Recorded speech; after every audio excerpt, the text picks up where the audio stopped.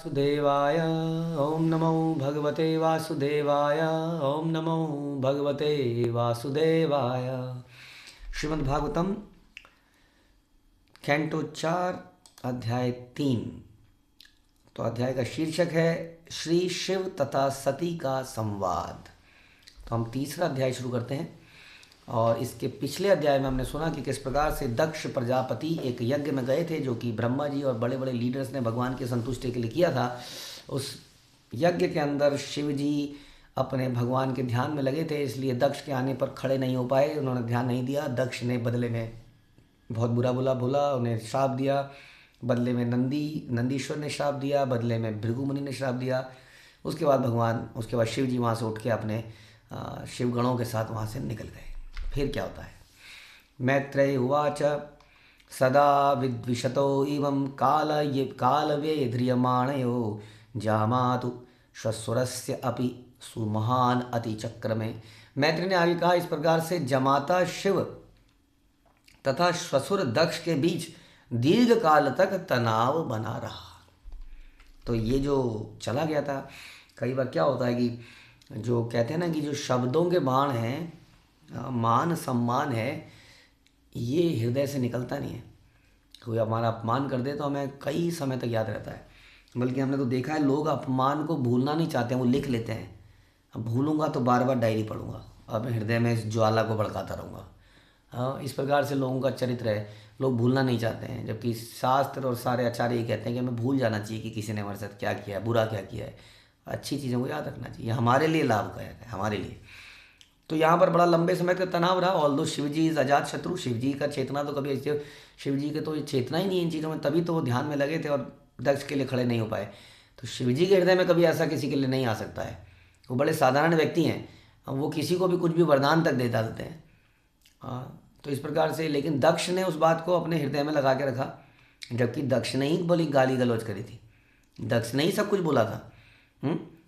तो इसलिए ईर्ष्या की ज्वाला कभी समाप्त नहीं होती। उसने बहुत कुछ बोल लिया, बक लिया, लेकिन वो तनाव बना ही रहा। फिर क्या होता है, उसने क्या किया फिर उस तनाव के लिए? यदा अभिषिक्त दक्षा तु ब्रह्मणा परमेष्ठिना प्रजापतिनाम सर्वेशम अधिपत्य स्मये अभवत। ब्रह्मा ने जब दक्ष को समस्त प्रजापतियों का मुखिया बना दिया। अब क्या हो जाता है, कई बार संसार में हम कहते हैं ये बुरे लोगों के साथ अच्छा क्यों होता है, ये ऐसे ऐसे लोग इतने बड़े बड़े पॉलिटिकल लीडर कैसे बन जाते हैं, ये ऐसे ऐसे लोग इतने अमीर क्यों बन जाते हैं, इतना पैसा ऐसे लोगों के पास क्यों हो जाता है, why they are successful in life. तो ध्यान रखिए। हाँ, कहते हैं ना, वो चने के ढेर, चने के झाड़ में आदमी चढ़ जाता है कई बार तो बड़ी बुरी तरह से नीचे गिरता है। अगर हम आगे बढ़ते जा रहे हैं, ऊपर सक्सेस हमें मिल रही है, तो डज नॉट मीन कि हम सब कुछ सही कर रहे हैं। We have to stick to the basics. और बेसिक्स क्या हैं? भक्ति के। भक्ति के बेसिक्स हैं वैष्णव का निंदा न करना, पहला नाम अपराध, वैष्णव जो भक्ति में समर्पित लोगों की निंदा करना, गुरु की अवज्ञा करना, ये चीज़ें बेसिक्स हैं। नाम जप में रुचि पैदा करना, ये बेसिक्स हैं। इन बेसिक्स को नहीं छोड़ना चाहिए हमें। यही है सब कुछ। इसको छोड़ के बाकी चीज़ें में प्रोग्रेस हो रही है, पद पोजीशन में प्रोग्रेस हो रही है, वो प्रोग्रेस नहीं है। क्योंकि पद पोजीशन तो हम छोड़ने के लिए आए थे जब हम भक्ति के रास्ते में आए थे। हम जानते हैं कि संसार में सारे पद पोजीशन हमारी मृत्यु पे चले जाते हैं। दोबारा पैदा होते हैं तो नंगे पैदा होते हैं, बिना किसी पोजीशन के। फिर हमें सब कुछ करना पड़ता है दोबारा से। तो इसलिए उस पद को ही छोड़ने आए थे, लेकिन उस पद के चक्कर में पड़ जाते हैं कई बार, भक्ति में हो चाहे भक्ति के बाहर हो। हाँ, तो पद में ऊंचा बढ़ने का कारण ये भी हो सकता है कि ऊंचे पहाड़ से जब आदमी को धक्का लगेगा तो कितना नीचे गिरेगा। हाँ, लेकिन हमें लगने लगता है, देखो अगर मैं गलत होता तो मेरे पास पैसा आता, अगर मैं गलत होता तो मेरे पास ये होता। आदमी को ऐसे विचार कई बार आने लगते हैं। तो क्या हो गया इस बिटवीन, दक्ष जो है एक सीनियर व्यक्ति बन गए। क्या बन गए? वो प्रजापतियों के मुखिया बन गए। उनको पोजीशन मिल गई, सारे प्रजापतियों के हेड हैं आप। हाँ, वास्तव में कोई भक्तिमय पोजीशन नहीं है, पहले बात तो ये मैटीरियल पोजीशन है। तो दक्ष जो है गर्व से फूल गए, and pride comes before the fall. अब जब ऐसा हो गया, जब आदमी के दिमाग में प्राइड चढ़ जाता है, जो आदमी ऑलरेडी ईर्ष्यालु है, उसको शक्ति नहीं मिलनी चाहिए ना। शक्ति उसको मिल गई तो बड़ा मुसीबत है। इसलिए हम कहते हैं कि हमारे बच्चों को, आजकल की एजुकेशन सिस्टम बहुत जल्दी बहुत सारा पैसा देते रहे। 20-25 साल में ये बच्चे इतना पैसा कमा रहे हैं जितना पुराने ज़माने में पूरे जन्म में आदमी नहीं कमा पाता था। हाँ, अब उनके अंदर क्या है, उनके अंदर बहुत ही गर्व है। उनको ट्रेनिंग नहीं मिली है मनुष्य को कैसा होना, मनुष्य दिव्य गुण किसको कहते हैं। हाँ, उन्होंने गीता नहीं पढ़ी है। इस कारण से जब वो ये अंधाधुंध सक्सेस को देख रहे हैं तो वो एरोगेंट बनते जा रहे हैं। They don't know how to behave, how to respect, how to love. तो ये बड़ी समस्या है। इसलिए दक्ष भी एक ऐसा व्यक्ति था जो ऑलरेडी ईर्ष्यालु था, अब उसको पोजीशन और मिल गई। तो इष्ट्वा सा वाजपेयन ब्रह्मिष्ठान अवनु अभिभूया च बृहस्पति सवम नामा समारेभे कृतोत्तमम। दक्ष ने क्या किया, उसके बाद वाजपेयी नामक यज्ञ किया। अब हमने गीता में सुना था, गीता में पढ़ा था कि कोई भी यज्ञ, कोई भी तपस्या 3 प्रकार की हो सकती है। वो रजोगुणी भी हो सकती है, सदोगुणी भी हो सकती है, तमोगुणी हो सकती है। जो रजोगुणी तपस्याएं हैं या रजोगुणी यज्ञ हैं, उसका पर्पस मान सम्मान या किसी धन की इच्छा या किसी शक्ति की इच्छा होता है। जो सतोगुणी यज्ञ है यानी कि भगवान की प्रसन्नता के लिए किया गया कार्य, वो वास्तव में वही है जिसका उद्देश्य केवल भगवान को संतुष्ट करना है, ना कि खुद के लिए कुछ उपलब्धि प्राप्त करना है। वो निष्काम होता है। लेकिन ये जो वाजपेयी यज्ञ करा जा रहा है, या इसके बाद एक और यज्ञ उन्होंने किया, ये यज्ञ उन्होंने केवल शिव को नीचा दिखाने के लिए किए, ताकि मैं यज्ञ करूँगा and I will not invite, हाँ, वो बंदर की आंखों वाले को मैं बुलाऊंगा नहीं, ऐसा उनका विचार था, ऐसा उन्होंने बोला। तो दक्ष ने वाजपेयी नामक यज्ञ प्रारंभ किया। उसे अत्यधिक विश्वास था कि ब्रह्मा जी का समर्थन तो प्राप्त है ही, क्योंकि ब्रह्मा जी ने तो प्रजापति बनाया है। अब कई बार किसी को पोजीशन इसलिए भी मिल जाती है कि कई बार वो किसी पोजीशन को अच्छे से मैनेज कर पा रहा है। सो मैनेजमेंट को ज़्यादा हमें भाव, भक्ति में भाव इज़ मोर इम्पोर्टेंट, राइट। हमारी depth is more important, devotional activities, not my position. इसलिए पोजीशन से हमें किसी के ये नहीं, अरे ये बड़ा अच्छा भक्त है क्योंकि ये इस पोजीशन को प्राप्त है। हाँ, तो पोजीशन हमें कई बार हमारी मैनेजमेंट स्किल्स की वजह से भी मिल जाती है। तो इनको ऐसा लगा कि ब्रह्मा जी ने मुझे प्रजापतियों का हेड बनाया, तो वो तो मेरे साथ हैं ही। तो उन्होंने वाजपेयी यज्ञ कर डाला, और उसने एक और अन्य महान यज्ञ कर डाला जिसको बृहस्पति सब कहते हैं। वो यज्ञ के बाद यज्ञ, क्योंकि एक्चुअली में ईर्ष्या और द्वेष और एंगर का कोई अंत नहीं है, अंत नहीं है इसका कोई।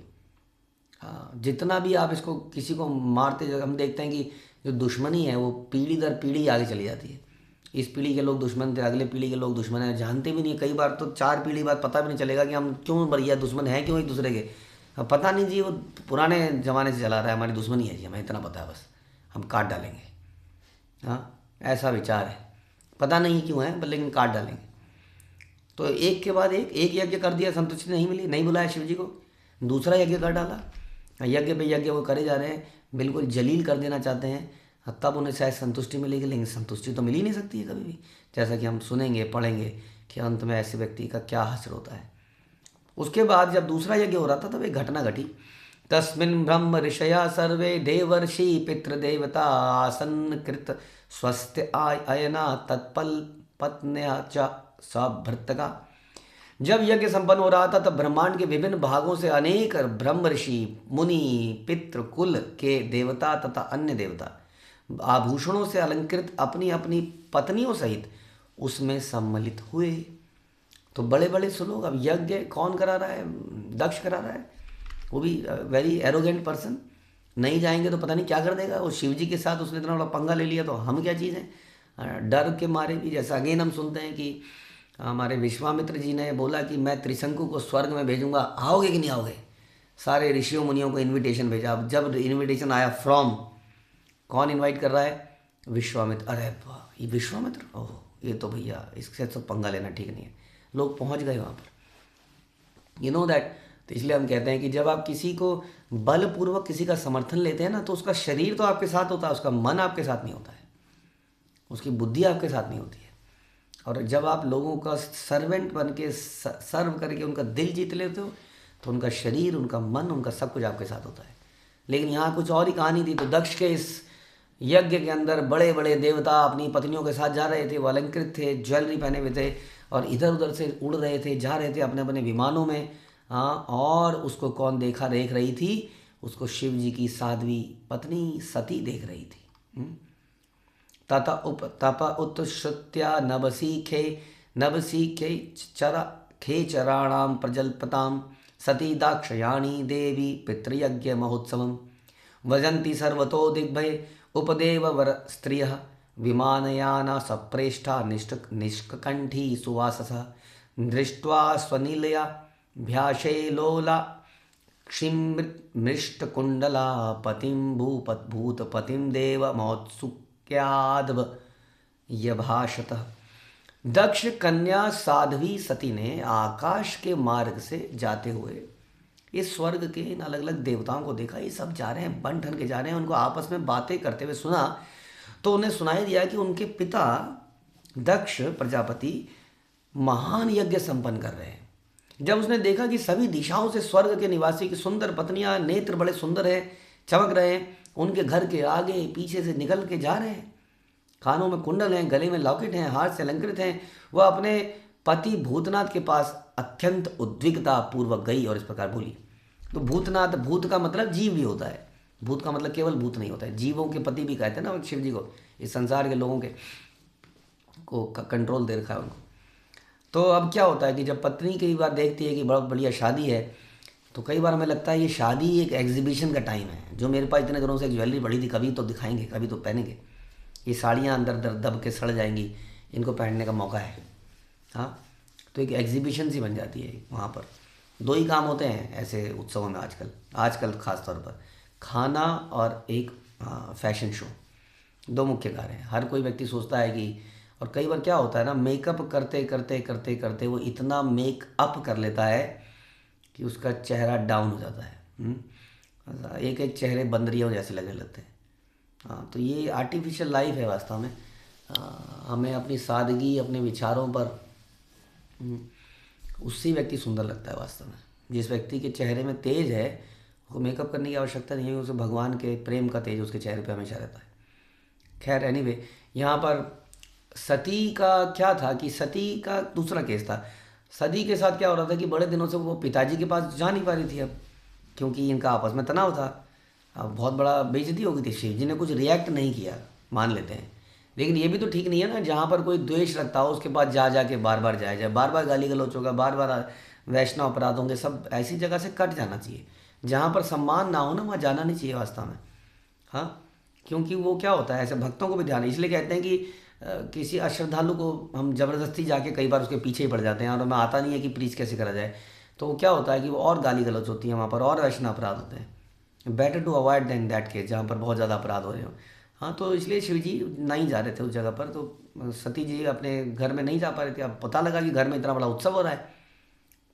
जैसे यहाँ पर कोई शादी ब्याह होती है तो सभी माताएं जाना चाहती हैं कि वो अपने मायके में कुछ समय रहें, जाएं। और कई बार हम कहते हैं देखो जी, वहाँ का माहौल बड़ा डिफरेंट है, हम लोग भक्तों के बीच में रहते हैं, वहाँ जाएंगे तो माहौल ख़राब हो जाएगा, फिर से चेतना खराब होगी, कुछ ही हाँ होगी, कुछ खाने को मिलेगा, क्या बोलोगे, क्या करोगे। लेकिन बड़ा एडेमेंट हो जाता है कि नहीं नहीं, हम तो जाएंगे, हम ये कर लेंगे, हम वो कर लेंगे। तो ऐसा करने से कई बार क्या क्या हो जाता है, ये एपिसोड भी उसका एक एग्जाम्पल है। तो हमें कोशिश करनी चाहिए कि हम भक्तों के बीच में अधिक समय बिताएं। हाँ, लेकिन और कहते भी हैं कि एक स्त्री का वास्तव में शादी के बाद में उसका पति का घर और उसका, और हमारे लिए कहे जाए तो हमारा तो पति है शिला प्रभुपाद, और उनका घर ही हमारा घर है, तो उसमें अधिक से अधिक समय बिताएं। तो शिव जी उसको समझाने का प्रयास करेंगे अगले श्लोक में, but she wants to go there, क्योंकि वो इतने सारे लोगों को वहाँ जाते देख रही है और एक्साइटमेंट है, सरल सरल हृदय है। उनके हृदय में नहीं है ये सब लड़ाई झगड़ा। उन्होंने कहा क्या हुआ था कभी, कुछ छोड़ो, भूल जाओ उसको। और कायदे से महान व्यक्ति भूल भी जाते हैं, वो अपने अपमान को भी ध्यान नहीं रखते, लेकिन समझदार भी होना चाहिए साथ में। हमें उदार हृदय तो होना चाहिए कि भूल जाएं, लेकिन समझदार भी होना चाहिए। हाँ, क्योंकि ऐसी जगहों पर फिर से अपराध होने के चांसेस होते हैं, और अपराध से अपराध करने वाले का बहुत नुकसान होता है। यदि हम चाहते हैं सामने वाले का भला, तो इसलिए भी कई बार गैप बना लेना चाहिए, क्योंकि वो बार बार कुछ ना कुछ कमेंट करेगा। लोग पता नहीं क्यों कृष्ण भक्त को देख के कमेंट जरूर करना चाहते हैं, शायद उनको देखते ही उन्हें ग्लानि महसूस होती है अपने चरित्र पर, उसको छुपाने के लिए वो दूसरे के वैष्णव के चरित्र पर कीचड़ उछालना चाहते हैं, और इस प्रोसेस में वो खुद बर्बाद हो जाते हैं। इसलिए हमें उनके पर तरस करके ऐसे कन्फ्लिक्टिंग सिचुएशन पैदा नहीं करनी चाहिए। तो हम बड़े आगे आने वाले एपिसोड्स में देखेंगे कि क्या होता है। हरे कृष्णा। श्रील प्रभुपाद की जय। ग्रंथराज श्रीमद् भागवतम की जय। यस, एनी क्वेश्चंस या कमेंट्स? शिव प्रभु